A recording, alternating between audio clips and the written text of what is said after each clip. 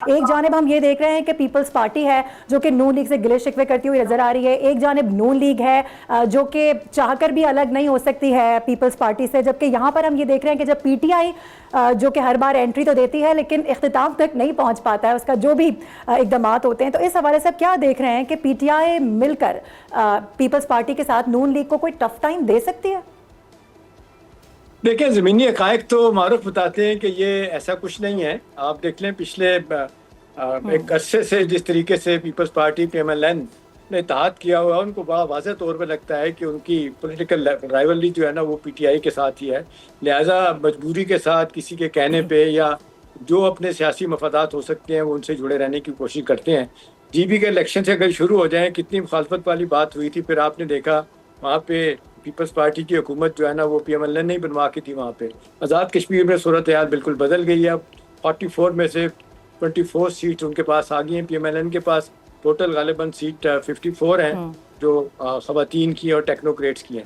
لہٰذا یہاں پہ نواز شریف صاحب نے آج میٹنگ کی ہے. اب وہ تو طے کر رہے ہیں کہ کس کو پرائم منسٹر بنانا ہے اور کیا کرنا ہے. اب دوسری طرف جو پی ٹی آئی والا معاملہ ہے، دیکھیں ابھی تھوڑی دیر تک پہلے تک میں دیکھ رہا تھا کہ بڑی کوشش کر رہے تھے اپنا اڈیالہ جیل پہنچنے کی، سہیل افریدی ان کا قافلہ، لیکن نہیں پہنچ پا رہے تھے اور کہا جا رہا ہے ان کو بہت پہلے پیچھے روک دیا گیا تھا. اور آپ کو یاد ہے انہوں نے بڑی شرط رکھی تھی کہ اگر آج ہماری ملاقات نہیں کرائی جاتی تو پھر ہم 27 سپٹمبر کو نکلیں گے اور 20 لاکھ لوگوں کو لے کے آئیں گے. اور اس کے جواب میں اپنا رانا ثناء اللہ نے بڑے جس کو کہتے ہیں زبردست طریقے سے کہا تھا کہ بھائی دھاندلی اپنا زور زبردستی سے تو ملاقات نہیں کرائی جا سکتی، باقی آپ 10,000 بھی بندے لے آئیں گے تو ہم دیکھ لیں گے.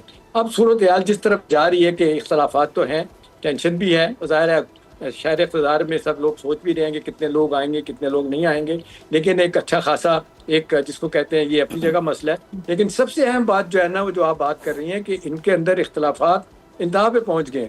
ابھی آپ نے دیکھا 2 دن پہلے جس میں تو کہوں گا منہ سے جھاگ نکل رہی تھی اپنے اکرم راجہ صاحب جو ہیں، سلمان اکمل راجہ، مشال یوسف زئی اور شنتانہ گلزار کے بارے میں کتنی سخت باتیں کی انہوں نے. اور پھر وہ کہتے ہیں کہ 5 لاکھ تنخواہ لیتے ہیں کہ 50,000 روپیہ نہیں فی فنڈ میں دے سکتے کہ ہم جلسہ جلوس ارینج کریں، جبکہ کہا جاتا ہے کہ جب گنڈا پور چیف منسٹر تھے تو 40 کروڑ سے 1 کروڑ روپے اکٹھا ہو گیا تھا.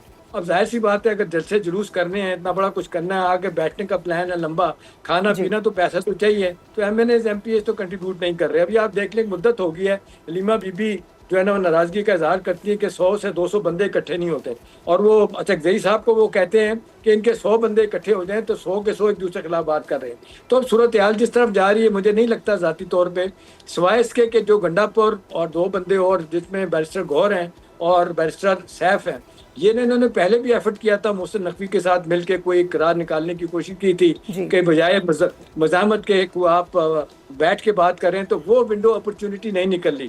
اب اگر ان کا یہ خیال ہے حلیمہ بی بی سخت بیانات دے کے، باقی لوگ بیانات دے کے یہ کہیں کہ ہم اپنی بات منوا لیں گے، تو نہیں، کور کمیٹی میں اختلافات، پولیٹیکل کمیٹی میں اختلافات، ان کی پارلیمانی کمیٹی میں اختلافات. ابھی آپ دیکھ لیں سلمان اکمل راجہ نے کتنے خوبصورت طریقے سے اچکزئی اور علامہ ناصر کو سائڈ لائن کر دیا کہ جی ہماری پارٹی ہم ہی مانی پی ٹی آئی کو راہ کروائیں گے. تو صورتحال اس وقت بتا رہی ہے کہ پی ٹی آئی کے اندر اختلافات اتنے زیادہ ہیں اور اتنی مشکلات ہیں، نہیں لگتا کہ وہ اپنے اہداف اتنی آسانی کے ساتھ حاصل کر سکتے ہیں انلس کہ اپنی اسٹریٹجی پہ غور کریں، ریویو کریں، ریویزٹ کریں، شاید پھر بات بن سکتی ہے. جی ٹھیک ہے. ہمارے حسن صاحب تھوڑا سا کشمیر کے حوالے پر بھی نظر ڈال لیتے ہیں. تو ظاہر ہے جس طرح سے کلیم کیا جا رہا تھا پیپلز پارٹی کی جانب سے نشستیں لینے کا، اس طرح سے تو ہم نے دیکھا ہے کہ وہ پذیرائی حاصل نہیں کر سکی ہے پیپلز پارٹی.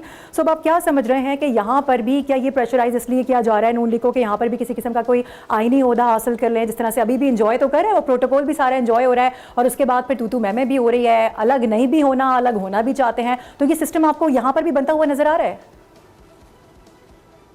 بہت شکریہ ہمارا. دیکھیں کشمیر کا الیکشن کوئی اتنا بڑا الیکشن ہے نہیں. یعنی پہلے 3 اضلاع ہری پور میں میر پور میں الیکشن ہوا اور ٹوٹل 14 لاکھ ووٹ تھا. تو 14 لاکھ ووٹ کا الیکشن کتنا بڑا الیکشن ہوتا ہے، لیکن اس پہ ایک ہنگامہ مچا ہے، ایک شور پیپلز پارٹی نے مچایا. پھر اس کے بعد مظفر آباد کے 3 اضلاع کا الیکشن ہوا، وہ کہ مہاجرین کا الیکشن بھی ہوا لیکن چلو وہ تو اس سے الگ ہے. تو 3 اضلاع کا الیکشن ہوا، ٹوٹل 10 لاکھ ووٹ تھا.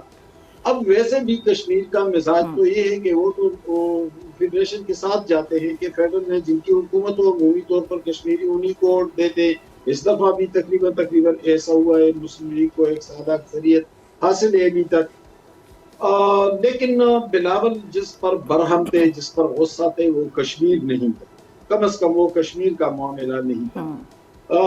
بلاول ایک تھریٹ کر رہے تھے, ایک پولیٹیکل تھریٹ کر رہے تھے, ڈرا رہے تھے, دھمکا رہے تھے, لیکن وہ مسئلہ کشمیر نہیں تھا, وہ مسئلہ فیڈریٹنگ یونٹ کا تھا. اور ظاہر ہے پیپلز پارٹی تو اگر فیڈریٹنگ یونٹ نہیں بنے, پیپلز پارٹی اس کی حمایت کرے تو جو اندرونی سندھ ووٹ ہے اس سے محروم ہو جاتی ہے, کیونکہ سندھ کے اندر تو ایک رد عمل موجود ہے اس کے خلاف, ایک طاقتور رد عمل موجود ہے.